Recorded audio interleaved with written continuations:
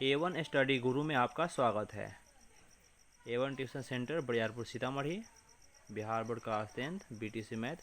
आज हम 2.1 का सॉल्यूशन देने जा रहे हैं। चैनल का नाम हुआ A1 स्टडी गुरु, मैं इफ्तिखार सर, कॉन्टैक्ट नंबर हुआ। वीडियो पूरा क्लियर हो जाए तो सब्सक्राइब कर दीजिएगा। चलिए आगे बढ़ते हैं। 2.1 में ज़्यादा कुछ नहीं पढ़ना है, थोड़ा सा ग्राफ वाला है। देखते हैं हम क्वेश्चन को, आगे बढ़ते हैं। लिखा हुआ है किसी बहुपद px के लिए y बराबर px, ये बहुत इंपॉर्टेंट है। y बराबर px का मतलब होता है कि px का मतलब ही हुआ कि पोलिनोमियल ऑफ x के रूप में। क्या होगा? पोलिनोमियल ऑफ x के रूप में। पोलिनोमियल ऑफ x, पोलिनोमियल कहा जाता है बहुपद को। बहुपद है x के रूप में। किसके रूप में होगा? x के रूप में। इसलिए यहाँ पर लिखा हुआ है कि px के लिए y बराबर px का ग्राफ जो है वो बना हुआ है। नीचे आकृति 2.10 में दिया गया है, यानी आकृति का जो नाम है वो है 2.10 है, इसमें दिया गया है।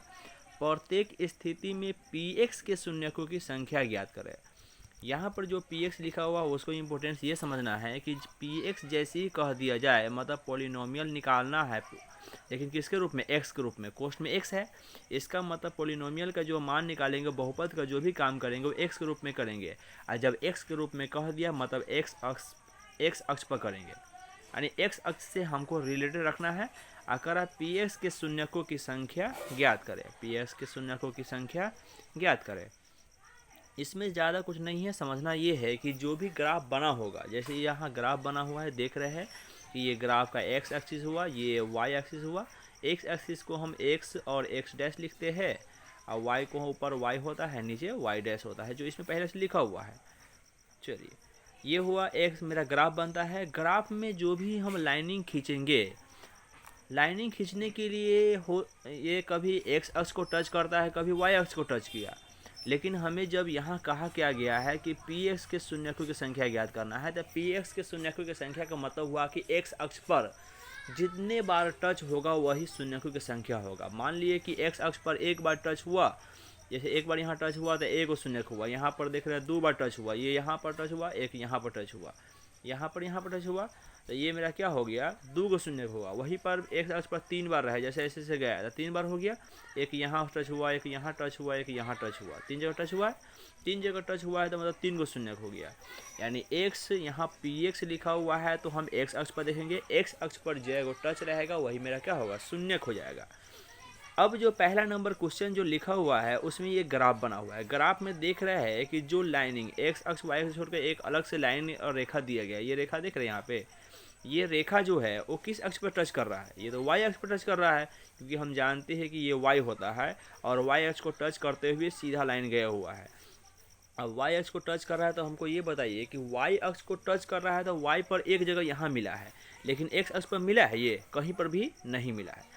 x अक्ष पर कहीं पर भी नहीं मिला है, इसीलिए यहाँ पर शून्य की संख्या कितना हो जाएगा? 0, मतलब कुछ शून्य होबे नहीं करेगा। तो इसको दो भाषा में लिख सकते हैं कि यहाँ शून्य की संख्या नहीं या शून्य नहीं होगा, या लिख सकते हैं अतः शून्यकों की संख्या कितना हो जाएगा? 0। कितना हो जाएगा? शून्यकों की संख्या बराबर 0। आगे बढ़ते हैं अगला क्वेश्चन में।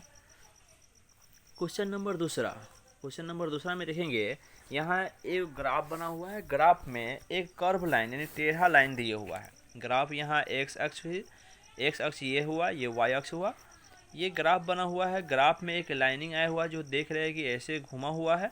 ग्राफ में जो घुमा हुआ है इसमें देख रहे हैं कि यहाँ से आने के बाद यहाँ x अक्ष पर एक बार टच किया, यहाँ पे फिर नीचे घूम के गया y पर टच किया। लेकिन हमको क्या निकालना था? p ऑफ x के रूप में। किसके रूप में? x के रूप में। x के रूप में निकालना है, मतलब x अक्ष पर टच करेगा उसी को गनेंगे। x अक्ष पर कितने बार टच किया है? x अक्ष पर सिर्फ यहाँ टच किया हुआ है, ये तो y अक्ष न है, तो हमको क्या देखना है? x अक्ष पर एक बार टच किया तो शून्य की संख्या कितना हो जाएगा? 1, अतः शून्यकों की संख्या बराबर 1 हो गया। आगे बढ़ते हैं। क्वेश्चन नंबर तीसरा है, यहाँ भी वही करना है कि px के लिए शून्यकों की संख्या बताना है।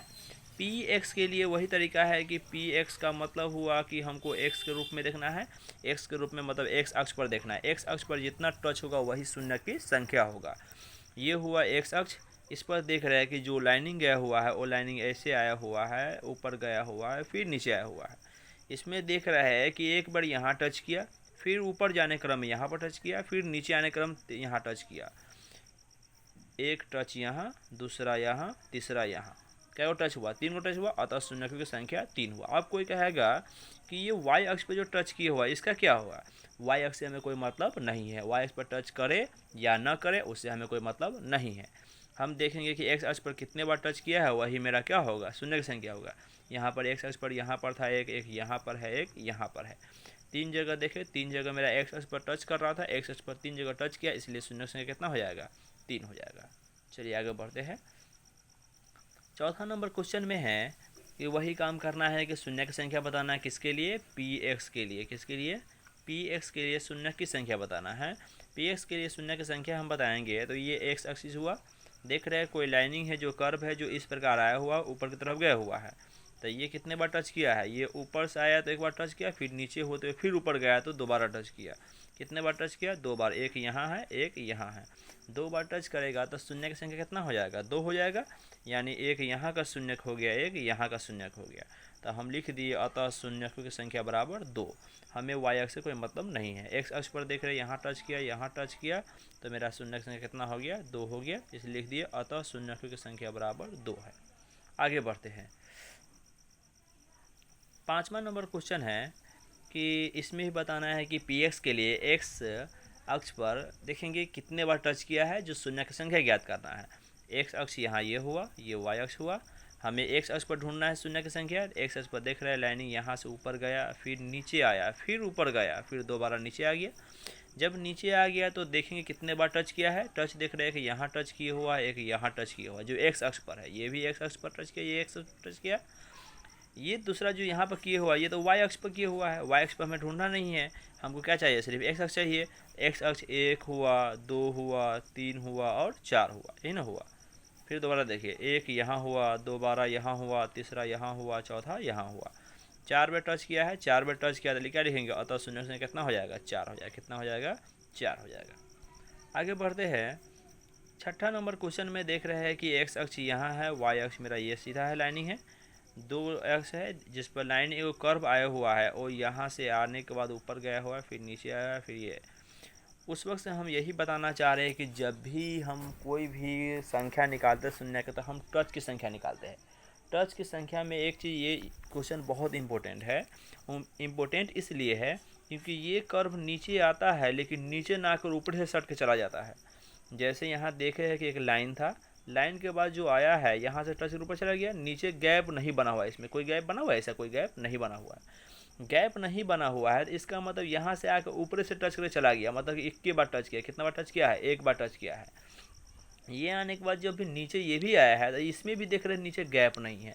गैप नहीं है तो इसका मतलब 1 ही बार टच किया है। हम यही समझेंगे कोई भी लाइन पर अगर ऊपर से रेखा आने के बाद नीचे जाता है तो अगर बीच में यहाँ पर गैप बन जाए तो समझेंगे कि नीचे आया था। अगर नीचे ना आकर गैप नहीं बना के ऊपर से आया हुआ ऊपर से चला जाए और कितना भी लंबा जाए तो इसका मतलब यह है कि 1 ही बार टच किया है। हम यहाँ टच की संख्या यानी यहाँ पर से आने के बाद यहाँ टच किया है, फिर ऊपर गया है, फिर यहाँ से आने के बाद टच किया है, फिर ऊपर गया, फिर नीचे आया है। अब यहाँ शून्य की संख्या कितना हो जाएगा? शून्य की संख्या निकालेंगे तो 1 बार टच यहाँ किया है, 1, दूसरा टच यहाँ किया 2, एक यहाँ टच किया है 3, 3 बार टच किया तो शून्य की संख्या कितना हो सकता है? 3 हो सकता है, अतः शून्य की संख्या 3 है। इस क्वेश्चन में अगर कोई दिक्कत लगे तो आप कमेंट कीजिए या कांटेक्ट कीजिए। आगे बढ़ते हैं। आगे आज 2.1 में इतना ही क्वेश्चन था। 2.1 में थोड़ा क्वेश्चन है, 2.2 है, इससे लंबा जाएगा, जो हम देख लेंगे। 2.2 लाएंगे तो इस वीडियो के डिस्क्रिप्शन में PDF फाइल हम लगा दिए है, वहाँ से डाउनलोड करके चैप्टर रिवाइज कर लिए। अगर डाउनलोड नहीं हो पाए तो कमेंट कीजिएगा, कमेंट में हम रख देंगे। उससे भी नहीं होया तो कॉन्टैक्ट नंबर पर व्हाट्सएप कीजिएगा, जो हम कॉन्टैक्ट नंबर डाले हुए हैं इस पर व्हाट्सएप करने से आपको फिर PDF फाइल हम भेज देंगे। चलिए, थैंक यू देखने के लिए, जब तक के लिए बाय।